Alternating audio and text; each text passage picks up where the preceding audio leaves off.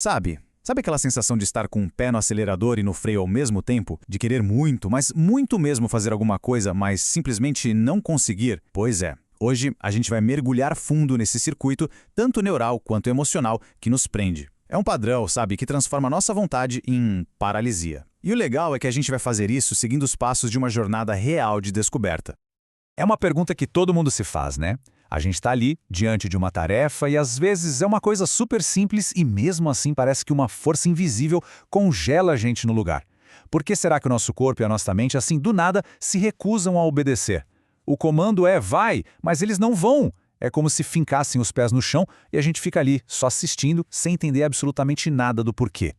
Bom, então vamos lá, vamos começar a desvendar esse mistério. A primeira pista, olha, quase sempre é essa aqui. Aquela necessidade meio obsessiva de entender tudo. A mente entra num looping, sabe? Fica querendo prever cada coisinha, cada possível obstáculo. É aquela busca pela jogada perfeita, pelo plano sem falha nenhuma. Porque no fundo a gente acredita que só com 100% de certeza é que o passo vai ser seguro de verdade.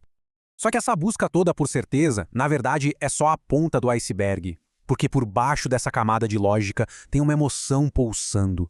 Uma emoção muito mais primitiva e poderosa. Beleza. Agora que a gente identificou esse medo central, vamos dar uma olhada em como ele se disfarça no nosso dia a dia. Nessa primeira parte da análise, a gente vai explorar justamente os sintomas, sabe? Aquelas pequenas rachaduras na superfície que acabam revelando a profundidade desse bloqueio todo. E o mais curioso aqui são os exemplos, as coisas do dia a dia mesmo. A gente não está falando de decisões que vão mudar uma vida, não. É aquela paralisia na frente da prateleira do supermercado, sabe? O medo de escolher o papel higiênico errado.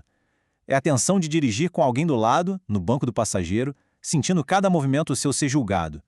Ou aquela preparação eterna para começar um projeto que nunca começa porque sempre falta a ferramenta perfeita. São esses pequenos congelamentos que, quando a gente junta tudo, revelam um medo gigante por trás.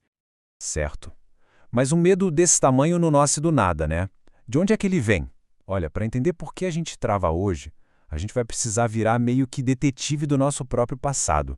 A gente vai investigar a origem, a cena do crime, por assim dizer, onde essa criança foi criada. Isso é importante porque não é um sentimento aleatório da vida adulta. É um programa, um verdadeiro software mental que foi instalado lá atrás, na infância. E desde aquela época, ele fica ali rodando quietinho em segundo plano e influenciando todas as nossas reações, sem que a gente nem se dê conta. E se a gente for olhar o código-fonte desse programa, tem uma linha de comando principal ali. A crença que sustenta o sistema inteiro. É uma frase bem curta, de só 3 palavras, mas com um poder devastador. Errar é perigoso. E essa crença não foi instalada com manual de instruções, não. Ela foi gravada à força. Primeiro com palavras que machucam. Você é burro, você não faz nada direito. Depois com ações que punem. O castigo no quarto escuro, a humilhação de ter que se ajoelhar no milho. Uma criança não tem como interpretar isso de outra forma. A lição que ela aprende é direta e brutal. Erro é igual a dor, é igual a perigo, é igual a abandono. Ok, então agora a gente já sabe a origem. Mas como é que essa crença antiga se transforma em paralisia hoje, na vida adulta? Agora a gente vai mapear o circuito, o passo a passo dessa reação em cadeia que acontece dentro da gente em milissegundos. É o mecanismo do medo em plena ação. Tudo começa com um gatilho. Pode ser qualquer coisa. Um projeto novo, uma conversa que parece difícil, qualquer situação que coloque a gente em exposição. E aí, instantaneamente, o alarme interno dispara. E se der errado? O corpo já tensiona todo. O subconsciente vai lá no arquivo e busca aquela memória de dor ligada ao erro. E tudo isso, essa avalanche, se traduz em uma única e avassaladora sensação. Eu não sou capaz. E é nesse exato momento de vulnerabilidade que a nossa mente, para proteger a gente daquela dor que o erro um dia causou, aciona seu sistema de defesa mais sofisticado. Ela ergue uma muralha para evitar o perigo. E essa muralha tem nome: perfeccionismo. Mas olha, não vamos nos enganar. Ele não aparece como uma busca nobre pela excelência. Ele é, na verdade, a desculpa perfeita para não agir. É aquela vozinha que diz: ah, só quando eu souber tudo. Só quando eu tiver o equipamento certo. E isso é um caminho direto para a procrastinação, que leva, claro, à paralisia. E é ali, naquele silêncio ensurdecedor da inação, que uma voz interna começa o ataque. Mas que voz é essa? De onde ela vem? Chegou a hora de dar um nome e um rosto para essa entidade interna, para o carrasco que executa a sentença final nesse nosso tribunal do medo. Ele é o ditador interno, o fiscal implacável desse circuito. É a voz que surge para confirmar todos os nossos piores medos sobre nós mesmos. E a imagem é muito poderosa. Pensa numa figura de autoridade com prancheta, crachá, pronta não para ajudar, mas para julgar, para encontrar a falha e provar que lá no fundo a gente não é bom o suficiente. E aqui, gente, tem um ponto que é absolutamente crucial. O ditador não é uma criação nossa do nada. O roteiro que ele segue foi escrito por outras pessoas muito tempo atrás.